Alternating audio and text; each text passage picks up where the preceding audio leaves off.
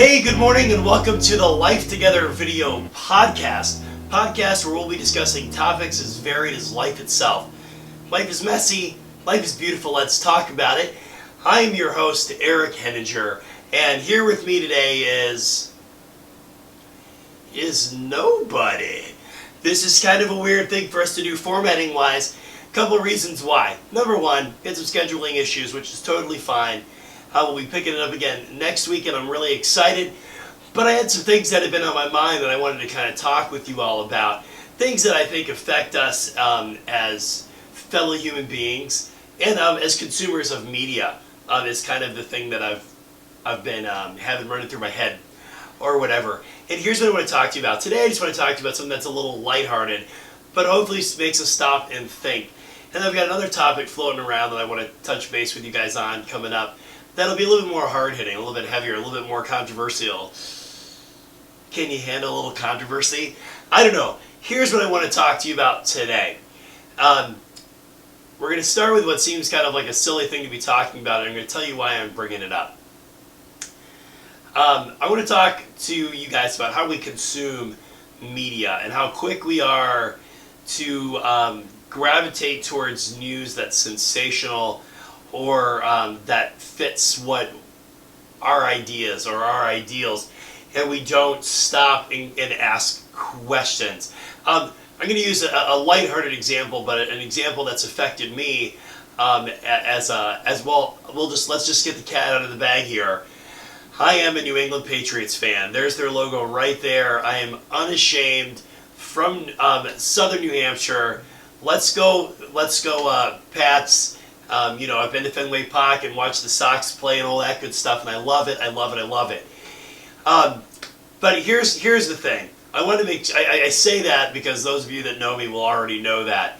So this could come off as sounding really biased, but I want to kind of use it as a platform to talk about something that I think we can all learn from and kind of start to ask questions about. I feel like the New England Patriots are one of those teams where even though they get a lot of respect on a lot of levels, you either love them or you think they're cheaters. There's no middle ground. So here's what happened last year after the AFC Championship game with the Indianapolis Colts. Somebody reported there were deflated balls. Within a couple days, ESPN issued a statement that said X number of balls were deflated by this much percent, exactly every ball. And then there's a whole camp of people that immediately jump on board with that and go, "That's right, because they're cheaters," right? And but if you're a Pats fan, you're like, "I bet that's not even true. Did anybody fact check or source check or anything like that?" And so what happens is you have a group of people that don't want to hear it, and another group of people that aren't willing to check the facts that are like, "Yes, that's exactly what I think. So it's got to be right." Okay, then it comes out. Let's back up. So we have these, and by the way, when ESPN said this, the NFL hadn't even released an official statement at all. So the NFL had been silent on it up to that point, and I think it's interesting that the NFL remained silent. They let the false information go out. Then you have the press, the NFL controlling what news is going out there. They're telling us that Tom Brady and other members of the Patriots refused to turn in cell phones or refused to do A, B, or C. So clearly they're guilty. What are they hiding? But what the attorneys from the New England camp are saying is that they did turn their phones in. They cooperated fully with the NFL and with the investigation. But then the attorneys didn't find what they wanted on that end, and so they wanted to see their phones again. And that's where the attorneys for New England said no. But what everybody hears and gravitates towards is this one thing. Then you also have Bob Kraft talking about what a man of integrity that Tom Brady is. Well, of course he's going to say that. He's his quarterback. Yeah, but he doesn't have to say anything at all.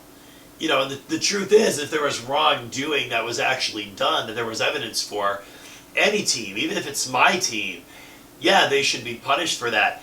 But here's what's interesting, is the NFL didn't have any hard evidence that anybody intentionally tampered with anything. The reports are that the only ball that was underinflated was the one that guy intercepted. So if we wanted to get kind of picky, we could say that the only person that benefited from said deflated ball were the Indianapolis Colts. And they still couldn't get it in gear and still got their butts kicked by the New England Patriots. So anyways, point being, we as intakers of news and of media have a responsibility. I just bumped my mic. We have a responsibility as decent human beings, I think, to go, where is the truth? The truth is seldom over here in the extreme, and the truth is seldom over here in the other extreme. Most of the time, the truth is somewhere in the middle, where the balance is found. The point in this case is that, and I'm guilty of it too, gravitating towards the information that supports what I believe, while not looking so much at the information over here that supports what I don't want to believe. And I have a problem with that because I'm a fan, so naturally I want to believe the stuff that's over here. Is it possible that there was some wrongdoing? Sure there is. At the end of the day, there is no conclusive evidence. You can't use Spygate, and let's stop using the word gate. I've said that before. Good Lord. You can't use Spygate as a platform to judge a new event several years later. In fact, most of you might not know this unless you were reading the news and following this. At about 3 or 4 in the morning a couple weeks ago, ESPN issued an apology to its viewers and to the New England Patriots for releasing falsified information. Information that was from Spygate that they re-released as evidence, or as evidence for wrongdoing in the whole Deflategate controversy. So there's some weird stuff going on. Roger Goodell, why are you allowing that flow of information to happen? Why are you allowing one-sided information for any team? I don't care if it's the New England Patriots or not, my team. But this man, Roger Goodell, why are you allowing misinformation to happen? Is it serving your purpose? Is there some kind of vendetta? Why are you still running the NFL? Just some questions. Just some questions there. And I'm not even asking as a Pats fan. I'm asking as a fan of football and of the NFL. I think the integrity of the league has been compromised by this kind of witch hunt that happens with teams. Here's an interesting thought too, which is definitely going to sound biased. Somebody just said this the other night on during the opening season game, where New England came out on top over the Pittsburgh Steelers to go 1-0 for the new season. They said, too much winning breeds contempt, and it breeds like a dislike. And that is so true. And if you're a New England fan, you know what I'm talking about. And I've got a lot of friends out there that are. If you're not, you've had a team in the past that has certainly had a great deal of success, and people don't like it. Why do people dislike the Steelers? In the past, they've had a lot of success. 6 Super Bowl rings. 6. That's a lot of Super Bowl rings. I mean, they were a long time ago, but still.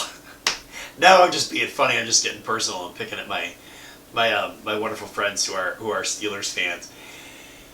So here's the thing. We do. I think in life, why do we feel like people that are wealthy because they've worked hard somehow don't deserve to be rewarded for that? Success breeds contempt. And I think that the league doesn't like when a team consistently plays well, because it's not good for ratings. It's not good for numbers. Why? Because the competition isn't the same. And the fact that a team has been able to have the kind of sustained success through seasons that the New England Patriots have had, with salary caps, with free agency, says something to the caliber of people that New England draws and to the caliber of the coaching staff and the owners there in Boston. So that's certainly a testimony to that. Blah, blah, blah. The whole point of this, and I know some of you that are not Pats fans are like, whatever, he's just biased.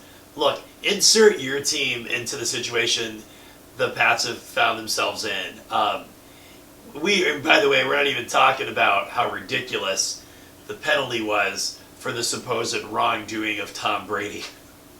What other NFL player equated it to driving 5 miles an hour over the speed limit and getting the death penalty? And the punishment certainly wasn't fitting the crime there. And it was the same punishment for performance-enhancing drugs and stuff like this.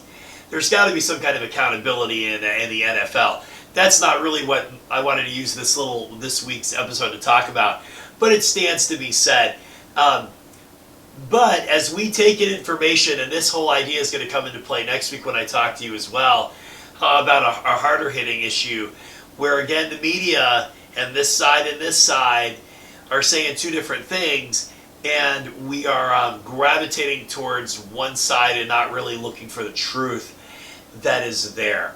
That's why I brought this up. Insert your team in the situation the Patriots have been in, and the information you're going to gravitate to is going to be different than what it is as a Patriots hater or whatever.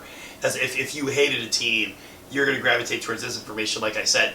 So as we hear the information, let us be responsible consumers of the information and find the balance. Where is the truth in it? Is it all the way over here, or is it all the way over here, or is it somewhere right here in the middle? Enjoy your football season. I'm Eric Henninger, reminding you that life is too short to not pursue the things that you're passionate about, even if it just means talking about football for a few minutes. Anyways, love you guys. We'll see you next week. See ya. I said that already.